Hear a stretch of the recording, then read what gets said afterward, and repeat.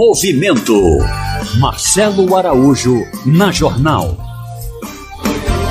Movimento.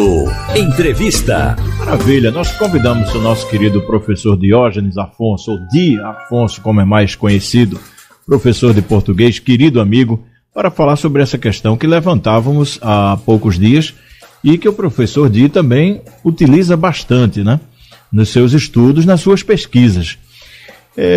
O uso de algumas palavras na oralidade, sobretudo em comunidades linguísticas regionais e mesmo nos grandes centros urbanos, acaba sendo motivo de preconceito linguístico.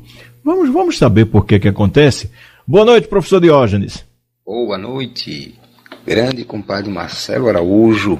Boa noite também às comadres e aos compadres ouvintes, né, desse excepcional programa Movimento. Boa noite, professor. É sempre um prazer estar aqui, né, e ser também ouvinte desse programa. Olha, inicialmente, hei de concordar com essa sua assertiva no que diz respeito ao preconceito quanto ao uso de algumas palavras no meio linguístico em que elas se desenvolvem enquanto elemento de interação comunicativa comum a essa mesma comunidade linguística. Hei de concordar plenamente, e aqui faço um uso proposital de prosódia ou pronúncia da palavra plenamente, para vermos que esse uso não é uma anomalia ou mesmo uma, uma aberração, como muitos querem fazer crer. Sabemos que preconceitos de ordem diversa existem na sociedade. Basta atentarmos para os vários preconceitos com os quais lidamos diuturnamente: racial, cultural, regional, socioeconômico, de gênero e o linguístico. Este último tipo de preconceito, Marcelo, quando estamos diante de um falante purista da língua, Sim. exalando seu aprendizado dos bancos escolares a partir de uma educação formal, e tomado de uma empáfia que o banha da cabeça aos pés, aí, meu velho, é que dá molesta mesmo. Professor Diógenes, o preconceito linguístico, ele é, por assim dizer, uma espécie de mal em si mesmo? Esse preconceito encontraria base para existir? Bom, como aquele que acredita que as relações interpessoais no universo social devam ser pautadas pelo respeito ao outro, pela empatia e, sobretudo, pela compreensão de que, mesmo em nossas especificidades genéticas, somos iguais, em cumprir deveres e ter direitos preservados.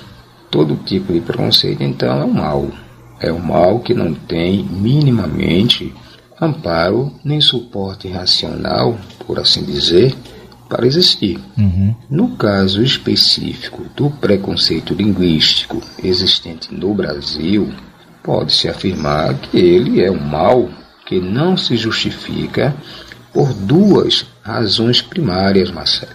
Primeiro, porque nosso país possui uma grande extensão territorial. Sim. Ele é continental e é ocupado por povos de várias culturas, como, por exemplo, os nossos índios, os nossos afrodescendentes e os imigrantes europeus. Segundo, porque nesse imenso espaço geográfico brasileiro há uma grande diversidade social, cultural e regional que colabora, evidentemente, para a existência de variações no uso da língua. Aquele que pensar que poderia ser diferente está equivocado e carente de entendimento de como a língua funciona e se movimenta no seio da grande cadeia das relações sociais.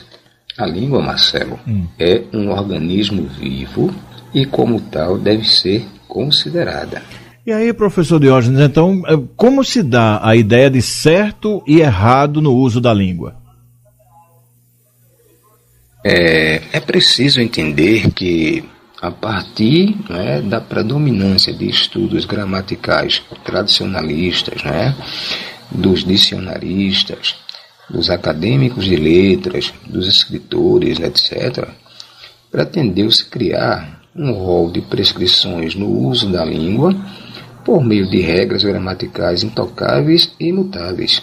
E também se pretendeu, né, projetar a elaboração de um falar sofisticado com o uso de palavras eruditas com o objetivo, né, de enriquecer as práticas linguísticas. Sim. É aí, Marcelo, que se estabelece a ideia de certo e errado no uso da língua.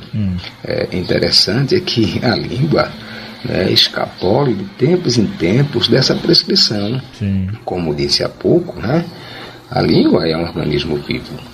Em função, né, desse norte prescritivo para o uso da língua, aquele falante que não segue as normas gramaticais, o tal falar sofisticado, passa a ser alvo de preconceito de caráter linguístico, já que o que fala está fora dos padrões ditos corretos no uso da língua. É evidente, né, que esse preconceito tem origem em fatores de ordem social, de poder político e econômico, mas em muitas situações, os que se portam como preconceituosos quanto ao uso da língua na boca de nosso povo, aqueles de que falei há pouco tempo, né, da empáfia linguística da cabeça aos pés, apresentam desinformação e desconhecimento sobre o processo evolutivo da língua portuguesa. Sim. A partir do latim, inclusive. Sim. Nossa língua é neolatina.